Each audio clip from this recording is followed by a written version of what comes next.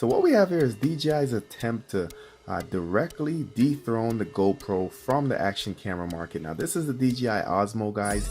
This is built to compete with the GoPro. It is brand new for DJI. They added a lot of different features that I want to go over with you. They also have a very attractive price point, and in this video we're going to do an unboxing. We're going to check out the features and specs, check out the interface, and of course we're going to do some demo footage. This is an awesome action cam, so let's go ahead and jump into it.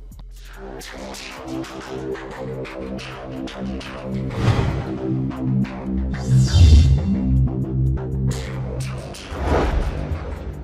you guys are familiar with GoPro, you know that their specialty is with action cameras. The latest release from GoPro was the Hero 7, the Black Edition. Has a lot of cool features, records in 4K. It also has super smooth recording, guys, and it's been the king of the action camera for a while. But a month ago, GoPro released the Osmo, and it does have a ton of features. Now, the camera is a 1 2/3 inch CMOS sensor. It is a 12 megapixel camera.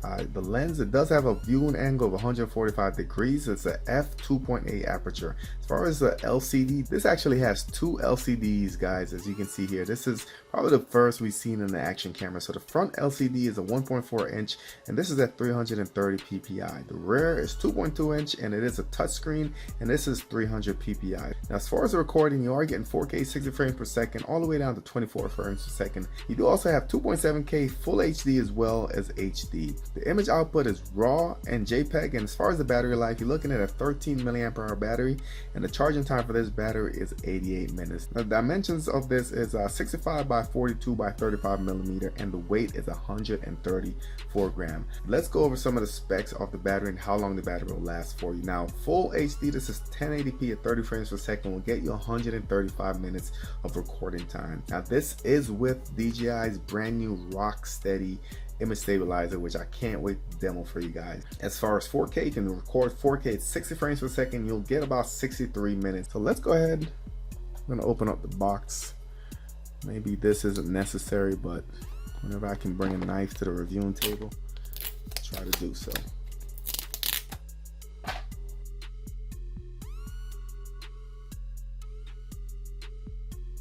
So here are the contents of the box. So here's the battery. Alright, and you can see right here, guys, the battery actually does fasten in directly. There's no latches or anything else to get this secured. Nice little addition. They do have a slot, look like, for an SD card. They also have a helmet mount, and this is a new attachment from GoPro, so you just kind of put that in and it twists right off. And there it is, secured. And same thing here, just a different mount. Make sure it clicks in, and that's how you know it's actually secured. They have an instruction manual, and they do have their website, Instagram, as well as their Twitter and their YouTube channel on here.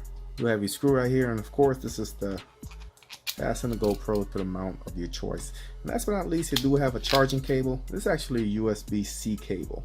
So here's the camera itself, guys. On the front it says tighten jacket before swimming, so peel that off. Switch mode, switch screens, exit on the side. So peel that off as well, if I can get it off.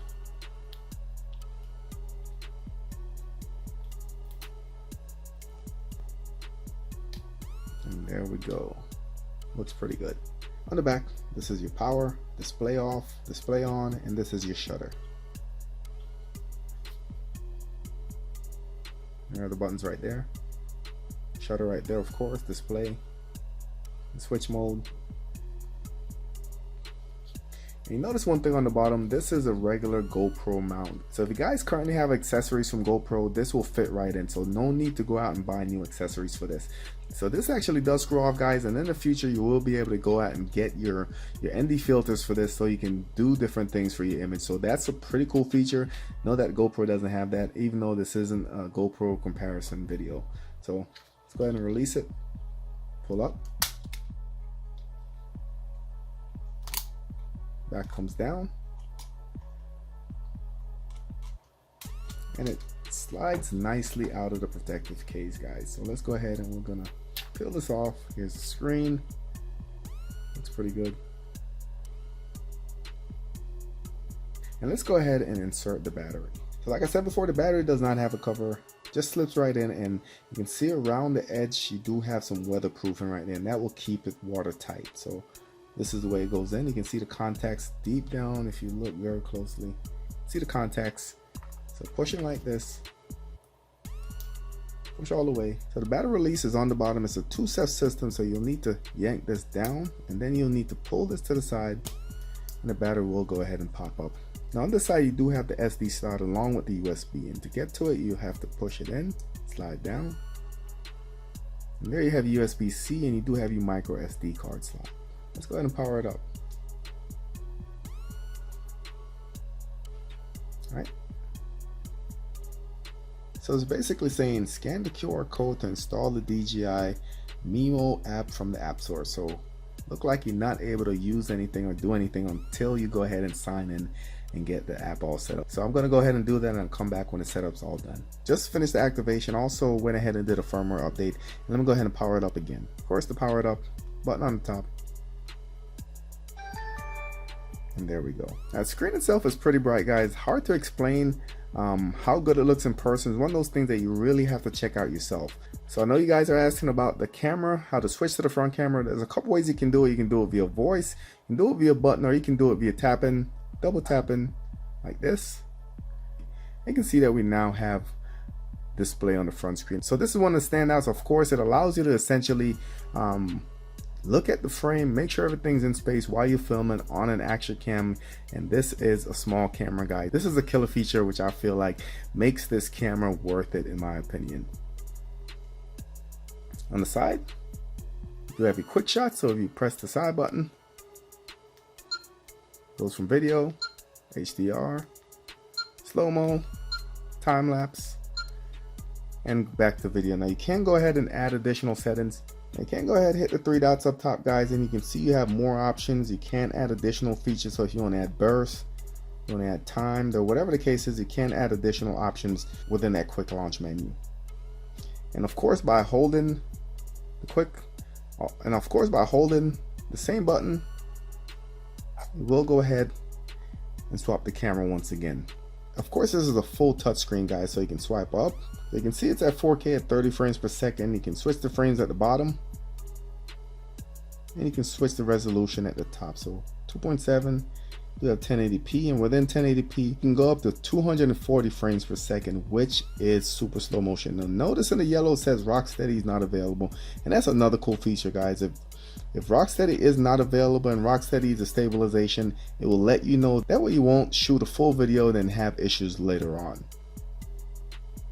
Alright, so look like Rocksteady is available up to 60 frames per second at 1080p. Let me switch it back to 4K. 60 frames per second, Rocksteady is on. Swipe back down.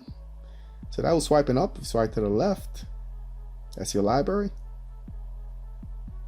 Swipe from the right, you can switch it to auto or manual. You do have your exposure as well as your ISO. Swipe from the top. This allows you to do custom modes. This is your brightness. You can lock your screen. Pretty cool. You do have certain options. You do have the voice control. Let's click on that. Select language. You do have the command list, so you can say start recording, stop recording, take picture, screen switch, shut down. So voice control, let's go ahead and turn that on. So let's go ahead and try some of them out.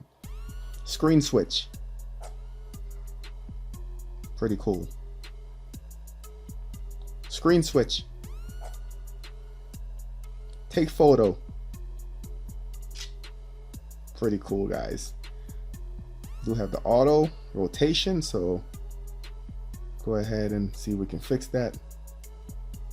Leave it on auto. This is the spot metering. You do have the voice control, so you can quickly disable it, enable it. And you do have the option to remove the menus from the front camera. That way, screen switch.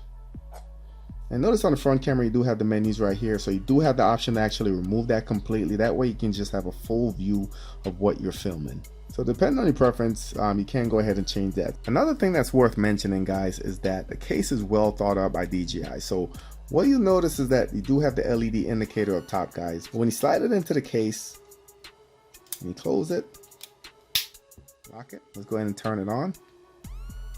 You notice that they allow the LED to still slide through. Another thing that's under here that you guys probably didn't notice, let me open it again. The microphone is right here up top, guys, and if you look, they do have the microphone hole right here in the top of the case as well. But even further, guys, when you do close it, if you put your finger on top, you're still not blocking the mic, so you have really no reason of messing up your audio when you're recording with the on-system mic. So well thought out. Big thumbs up to DJI. And let's go ahead. We're going to take this camera out. We're going to do some tests, and then we're going to come right back.